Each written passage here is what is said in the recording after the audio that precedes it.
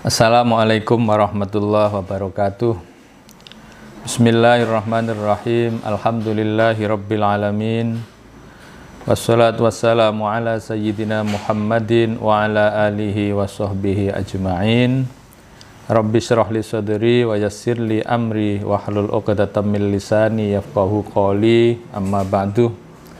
Anak-anak semuanya, dalam pertemuan yang ketiga ini kita akan lanjutkan hadis kedua. Jika pada pertemuan yang lalu kita telah membacakan dan kemudian menjelaskan tentang Islam, ya. Sekarang kita lanjutkan. Bismillahirrahmanirrahim. Qala, ngucap sopo rajul, fa akhbirni, mongko mugi ngabaraken panjenengan atau memberi penjelasan panjenengan Muhammad ni ing ingsun anil imani saking iman. Ya Rasulullah, sekarang jelaskan kepada saya tentang apa itu iman. Qala, dawuh sapa Nabi, antuk mina yento iman siro billahi kelawan Allah, wa malaikatihi lan malaikati Allah, wa kutubihi lan pira-pira kitabe Allah, wa rusulihi lan pira-pira utusane Allah, wal yaumil akhiri lan dina akhir, wa tu'mina lan percaya siro aywa antuk minalan yento percaya sira bil qadari kelawan takdir, khairihi bagusi takdir, wa syarrihi lan olone takdir. Jadi hadis ini kemudian peristiwa ini kemudian sang rajul itu bertanya kepada Rasulullah tentang apakah itu iman. Dijelaskan oleh Rasulullah bahwa iman adalah percaya kepada Allah, malaikat-malaikat Allah, kitab-kitab Allah, rasul-rasul Allah, hari kiamat, serta adanya takdir baik dan buruk. Yang ini kemudian dalam keseharian kita disebut sebagai rukun iman. Jadi rukun iman itu percaya kepada Allah, malaikat-malaikat Allah, yang nanti kalau kita pelajari lebih jauh, malaikat yang wajib diimani itu ada berapa, ya. Kemudian kitab-kitab Allah yang wajib diimani ada berapa, rasul-rasul Allah yang wajib diimani dan kita ketahui itu ada berapa. Qala, ngucap sapa rajul, sodakta, bener sira. Qala, banjur ngucap meneh sapa rajul, fa akhbirni, mongko mugi ngabaraken panjenengan Muhammad ni ing ingsun anil ihsani saking ihsan. Islam, iman, ihsan. Apa itu ihsan?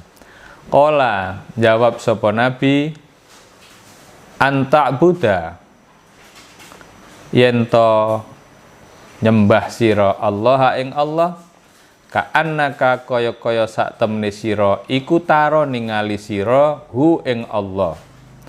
Fa illam takun, mongko lamun ora ana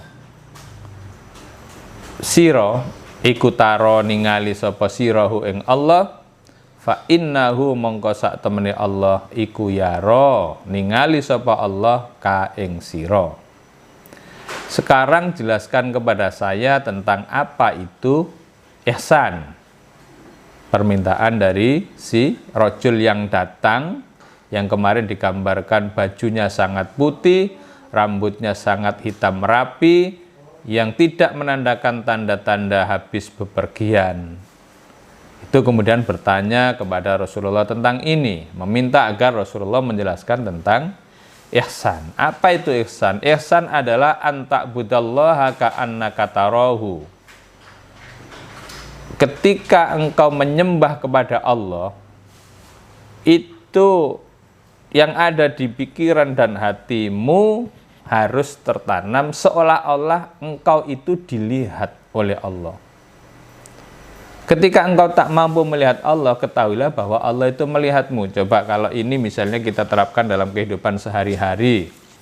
Misalnya ketika kita lagi sholat, ya, kita membayangkan bahwa di hadapan kita itu ada Allah, kira-kira bagaimana? Nah, maka akan luar biasa.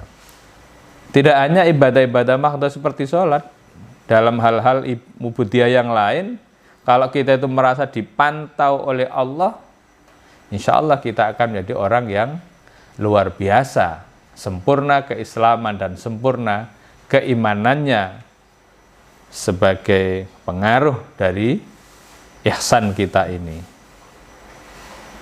Seperti itu. Qala,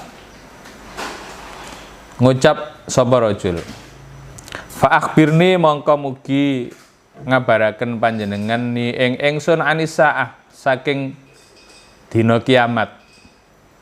Sekarang Nabi telah menjelaskan tentang apa itu Islam, apa itu iman, dan apa itu ihsan. Rajul ini minta lagi agar dijelaskan tentang kiamat. Qala, jawab sapa Rasul, mal mas'ulu ora ana utawi wong kang ditakoni anha saking saah atau saking dina kiamat iku bi'alama kelawan luwih ngerti minas sa'ili tenimbang wong kang takon. Untuk pertanyaan yang keempat ini Rasulullah tidak menjawab, tetapi hanya menjawab secara diplomatis. Wahai Muhammad, jelaskan kepadaku tentang apa itu kiamat. Rasulullah tidak menjawab. Rasul hanya berdiplomasi dengan mengatakan, sesungguhnya orang yang ditanya ini tidak lebih tahu tentang kiamat dibandingkan dengan orang yang bertanya. Dijawab seperti itu oleh Rasulullah. Qala, ngucap sapa rajul, fa akhbirni an amaratiha, mongko mugi ngabaraken panjenengan ni ing ingsun an amaratiha saking pira-pira tandane kiamat. Oke, menawi panjenengan tidak berkenan menjelaskan tentang kiamat, coba gambarkan kepada saya tentang tanda-tanda kiamat. Olah jawab sapa Nabi, tanda kiamat adalah antalida yen to ngelahiraken sapa al amatu budak wadon robbataha ing bendorone amat atau ing juragane amat. Wa antara lan yen to ningali sira al khufata ing wong kang nyeker. Nyeker itu ya berjalan tanpa alas kaki, tanpa sandal, tanpa sepatu, itu nyeker kalau bahasa pesantrennya. Al urota kang telanjang, tidak mampu membeli pakaian. Al alata kang fakir kabeh. Ri'a asyati kang podo angon wedhus. Iku yatato waluna, podo dukur-dukuran sama berlomba-lomba fil bunyani ing dalem bangun. Tanda kiamat itu adalah ketika ada budak perempuan melahirkan tuannya. Dan ketika engkau melihat orang yang berjalan tanpa alas kaki, ya, yang telanjang tidak mampu membeli pakaian, yang fakir, yang mengembala kambing, mereka sama berlomba-lomba untuk mendirikan bangunan. Ini kalimatnya majas ya. Bagaimana mungkin seorang budak perempuan itu kemudian melahirkan juragannya? Barangkali ini kalau kita kontekstualisasikan sekarang ini banyak orang tua itu yang justru selalu dipaksa untuk menuruti anak, sementara anak belum tentu mau menuruti orang tua. Sekarang kan sudah terjadi, orang tua takut pada anaknya. Dan juga kita sudah banyak melihat orang-orang yang tidak punya. Ibaratnya beli sepatu saja aslinya tidak mampu, beli pakaian tidak mampu, tetapi berlomba-lomba di dalam mendirikan bangunan. Dengan cara apa? Ya pinjem. Banyak kan orang itu kaya, tapi sebenarnya kalau dihitung antara hutang dan yang dimiliki, itu lebih banyak hutangnya. Nah inilah sebenarnya kalau aslinya dikembalikan pada hartanya sendiri, dia tidak mampu beli pakaian, tidak mampu apa.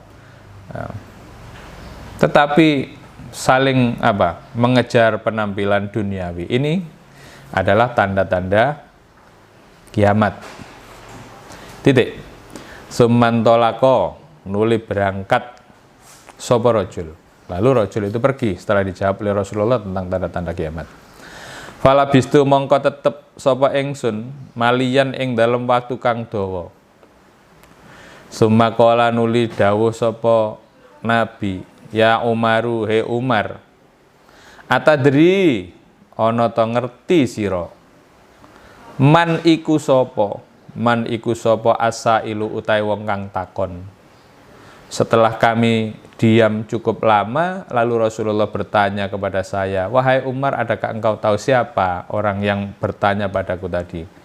Qultu jawab sapa ingsun Umar, Allahu utawi Allah, wa rasuluhu lan utusane Allah iku a'lamu luwe ngerti. Diplomatis Umar menjawab bahwa Allah dan Rasulnya pasti lebih tahu. Qala dawuh sapa Nabi atau Rasul, fa innahu mongko sak temne rajul iku Jibrilu, malaikat Jibril. Jadi laki-laki misterius tadi itu yang datang ya dengan pakaian sangat putih, rambutnya sangat hitam, tidak ada tanda-tanda bekas bepergian ya. Kemudian menempelkan lututnya di lutut Rasulullah, meletakkan kedua telapak tangannya di pupunya Rasulullah ya. Itu ternyata adalah Jibril. Ata teko sapa Jibril kum ing sira kabeh. Yo alimu mulangi sapa Jibril kum ing sira kabeh dinakum ing agama sira kabeh. Jadi inilah sebenarnya yang sekarang kita kenal dalam dunia pembelajaran kita sebagai strategi modeling ya. Sambil ada semacam dramatisasi, tapi murid itu bisa menangkap pesan-pesan yang ada di dalamnya. Saya kira ini anak-anak ya pertemuan kita untuk kali ini. Semoga bermanfaat ya, senantiasa jaga akhlakul karimah, hormati orang tua dan rajin-rajinlah beribadah. Semoga situasi segera normal dan kita segera bisa mengaji di pesantren tatap muka langsung. Wallahul muwaffiq ila aqwamit thoriq. Wassalamualaikum warahmatullahi wabarakatuh.